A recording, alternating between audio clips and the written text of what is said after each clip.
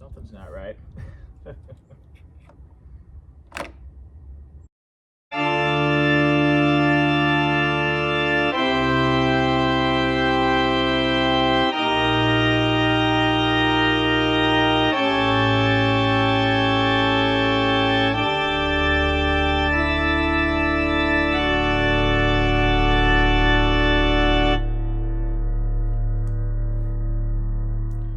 All right, so we're here for part 2 of this Dolmar 100, trying to figure out why this thing won't idle. We did a whole carb rebuild in the first part. When I went to go try to tune it, I could not get the idle below a certain speed. I'm having a really hard time adjusting the load yet, so I'm thinking something's going on with air getting in here somehow, and I have a suspicion what it might be, but I want to start breaking it down and see if we can look and figure out why this thing is not idling right. So let's take off this bar and chain so we can get around a little bit easier. It's really hard to get to. All right, do that.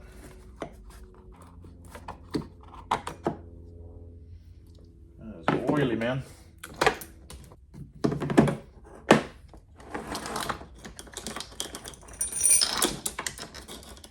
Jeez Louise, it's oily.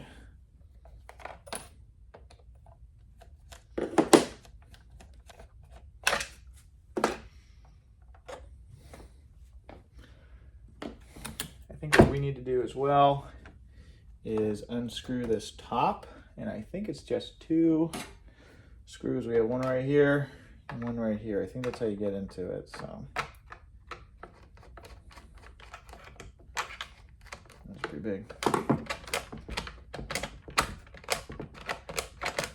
Now it's caught under this thing. There it is. Oh, not too bad.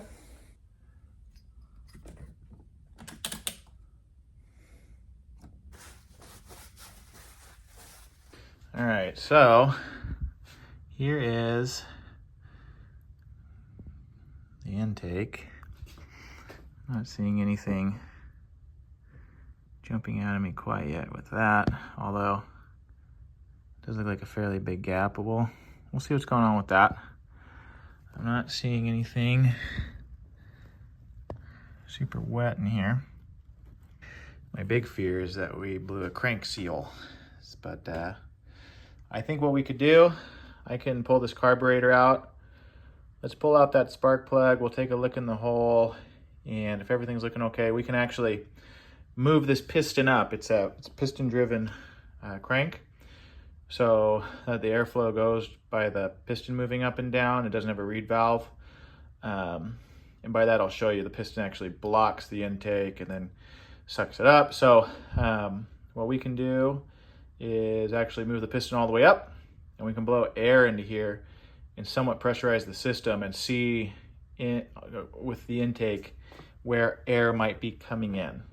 So let's take off that carb, let's take off that spark plug and move forward. Good old 8mm.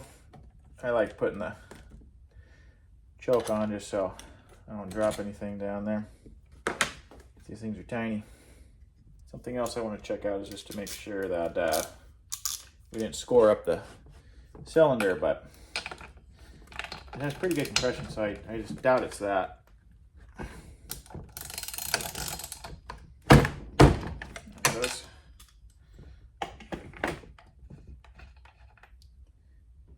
Yeah, it looks like it's been running pretty good. It'd be all white if it was lean. So I don't think it's like burnt up or anything, but let me take a peek and then I'll show you guys here in a sec. I think I looked in here. There was like a couple of scrapes, but that piston cell looks really, really good. See if you can see in there? A little bit, huh? Not the best, but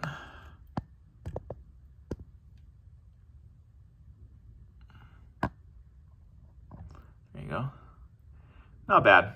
It's like that kind of all the way around. I don't know if I can go underneath or not. it's not bad. Cylinder wall is not bad.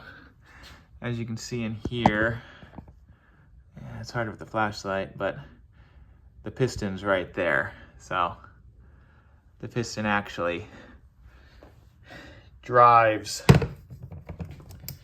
You can actually see it. What it does is when it pushes down, it blocks off that port, and then you have the intake port, and then you have ports that go up to the top here, bring air into the cylinder, goes up and combusts. As it goes down, it shoots out the exhaust, or when it goes up to combust, it actually creates a vacuum, and so it's sucking the air in.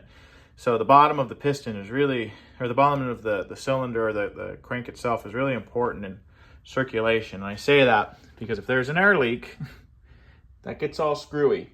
So what we want to do is we're going to bring this up to the top. What it should do is seal off those ports and the exhaust port. So really, the only way for air to get in, theoretically, is through the intake here and this little pulse. Let's see here. One of these holes should be open. Yeah, this bottom one. So that's a pulse for the carburetor pump. So ideally what we can do is get some sort of air compressor nozzle in there, block off this port probably with our finger, blow some air in there and see if we hear it coming out. And if we do, then we got an air leak and we have to figure out where that's coming from. So let me set you up and see if we can get that set up here. So this may not be the most dignified way of doing it. I have a little air compressor nozzle and it fits right in this hole perfectly. So it actually looks like it creates a pretty good seal all the way around. And when I blow, I hear a lot of air coming out. And that's not coming from where this nozzle tip is, I think. I think it's right here. Let me show you guys. All right, let me show you here real fast. So I'm gonna spray right here. Let me take my tool. All right, see if you guys can get a good look here. Yeah. So the gasket between this like intake area and the spacer for the cylinder has completely blown out, which is actually ideal, honestly, because I was afraid something happened on the bottom end, like a crank seal or something, and this theoretically should be a lot easier to get to. So yeah, good to know. It just kind of died on me, and it probably was getting worse and worse as we were running it. So let me get you guys set back up and we'll see about getting to that gasket area and possibly, I don't know, see if we have something that might fit that. All right, kind of clear some junk off of here.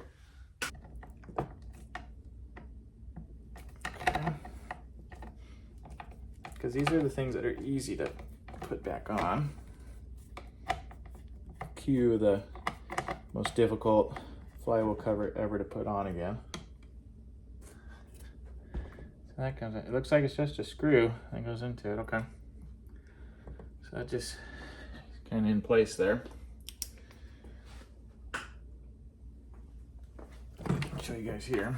So this kind of popped out and you just see, I don't know if you guys can get a good look.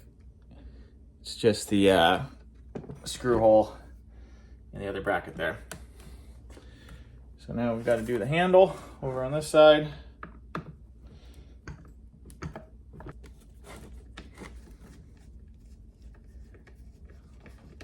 All these are of all varying sizes. So that makes it fun. Okay, so they do go in. So each one of these needs to come out. So that goes there, that goes there, and that's in the handle. And that should start.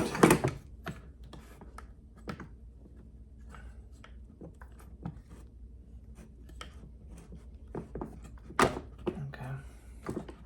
that can come out. And the fuel line's attached here.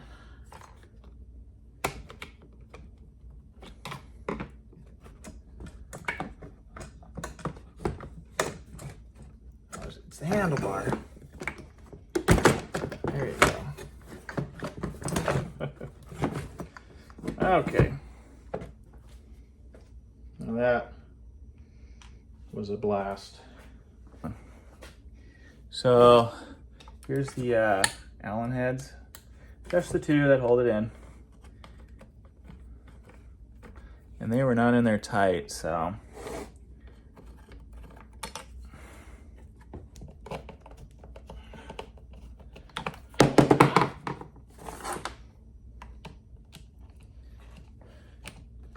So you have to at least get some time out of it, huh? Okay. So there she is. The dead gasket. That is a dadgum blowout. Okay. Oh yeah.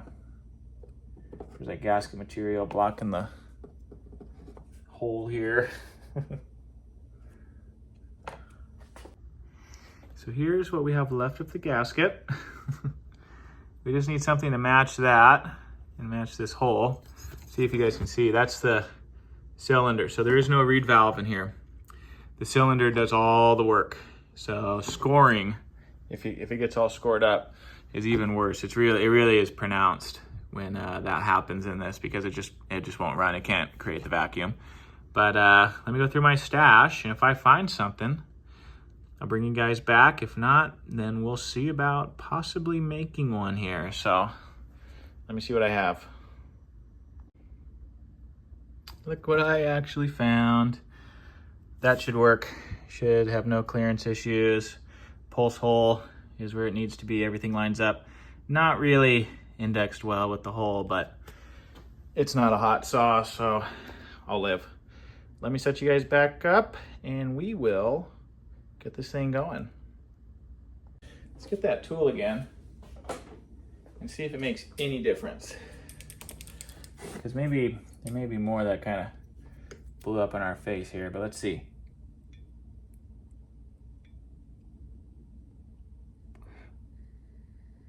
I only hear it coming out of there. Wonderful. Let's try it again. See if I can kind of block it.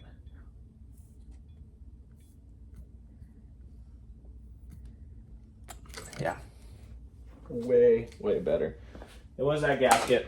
So what I will do off camera, get this thing put back together. It's gonna be exactly the same way that we took it off. So when I see you guys again, we'll be out there giving a little test run. So I have had people ask in the comment section, how do you set a carburetor when you don't know where to start with tuning?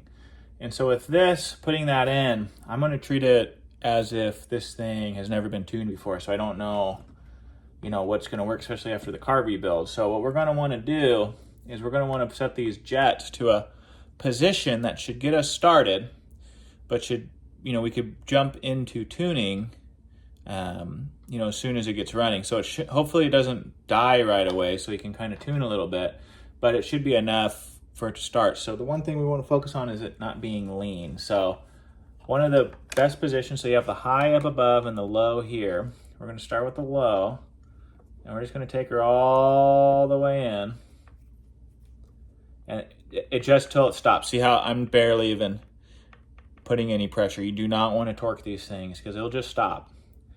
Then what we're going to do is do 1.5 turns out. So half, 1 and 1/2. Same thing for the high. We're going to take this, go all the way in. You'll see when it just stops, and you see that's all you want to put. That means everything bottomed out. So again, we're going to go half, 1, 1.5. And then what I'll do is I'll pull you guys out and I'll show you how to adjust that idle needle to a proper position for starting. So you see that plate below. So this one here is the choke. And then the one below that's going to be your throttle. So if I do this, opens and shuts. What we want to do is have it open just a little bit. So the best way to do that is I see my idle set screw here. What I'm going to do is take it all the way out. So if you watch here, so let me get it focused. So if you watch here, if I go out, do you see it moving? If I do this, so now I'm going in, it might be pretty gradual here. So it's actually moving a little bit. See if I can get a better view of the contact. It's kind of in a dark, tight spot. Sometimes you can get a better view of it. Okay. So you see right there, see how it's going out and it's going up. So what we're gonna do is see how it's not making contact right now. What we're gonna do is bring it in till right when it's making contact. So right there. And then I just go in maybe half a turn. So what that is doing now is the carburetor is open just a little bit. What happens when you start it up is you have this down, so now the carburetor is open a certain amount, so the idle set screw isn't that big of a deal. What we'll do is once it gets warmed up, hit the throttle a couple times, and then we'll slowly let it down and see if it wants to die. If it wants to die, we'll kind of hold it in a spot, and then we'll tune that up until it kind of holds itself. So that's the technique, and again, I'll show you guys out there when we get it all set up, but that's how you set up a carburetor for the very first startup. So usually it's between 1 and 2 turns for each of the jets. I tend to just do 1.5 if I don't have pre-existing knowledge of the carburetor. And then the same thing for the idle set screw. You want it as low as you can go for the most part. So that way you're tuning up to the right position instead of having it balls to the wall on startup and you're trying to figure out what's going on and the chain's going crazy. Try to go lower, and what we'll do is we'll hold that throttle trigger until we get it into a good spot. Again, I'll show you guys that, but that's my little tip for getting a saw set up for the first initial tune. So I'm gonna finish getting everything set up here, and then we'll go test it out back. All right, I have gas in it. I have the chain and everything all hooked up. Let's fire her up and see if we can get her tuned.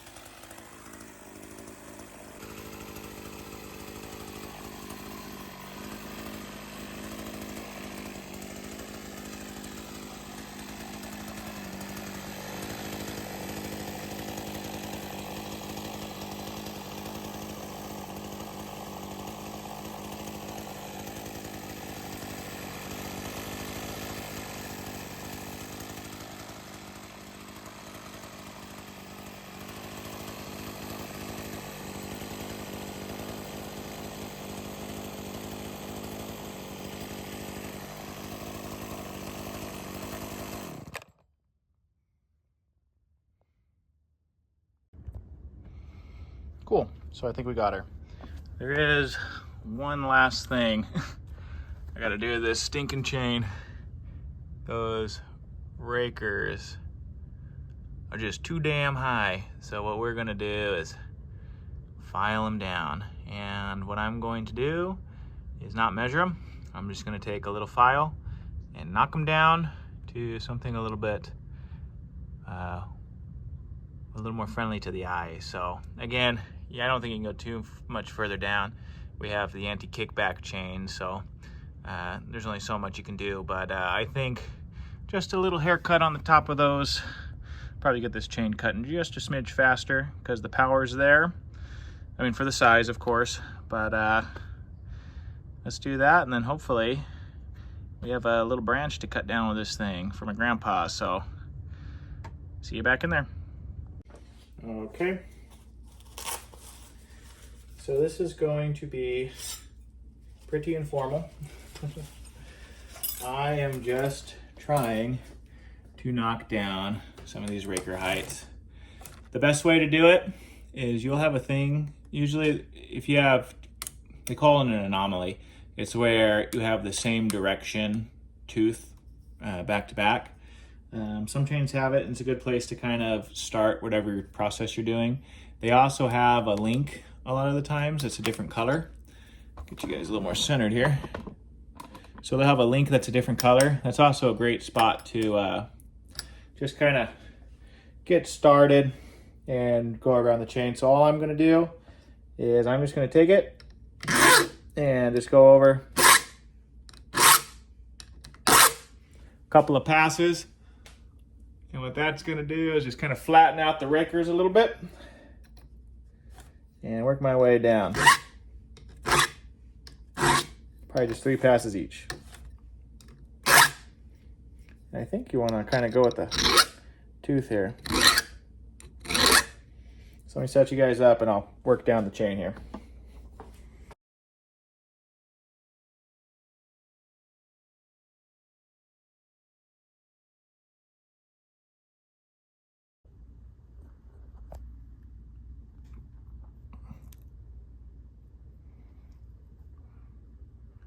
There you go. Knock down just a little bit. They're a little, the very, very tip top was a little white. Makes me think that it was just kind of rubbing on the wood a little bit. But yeah, I think this thing's ready to go. Hopefully this weekend I get some footage cutting up a branch. But yeah, the bogging, I think when it flipped over, could just be the new carb or the new the rebuild we did on it. Maybe a little on the tight side. I'm assuming probably once that diaphragm stretches out just a smidge, it'll probably clear up. If not, we could always go back in and screw with it. But as of right now, I think the actual running is really good. In fact, I would like to go through a couple heat cycles with it and then get a tune. It kind of takes a little bit. It's not like a one and done deal. So I'd love to run it through some wood and then get another tune on it. So yeah, thanks for joining, and I'm glad that was such a cheap fix. Those are always the best. All right, thank you guys.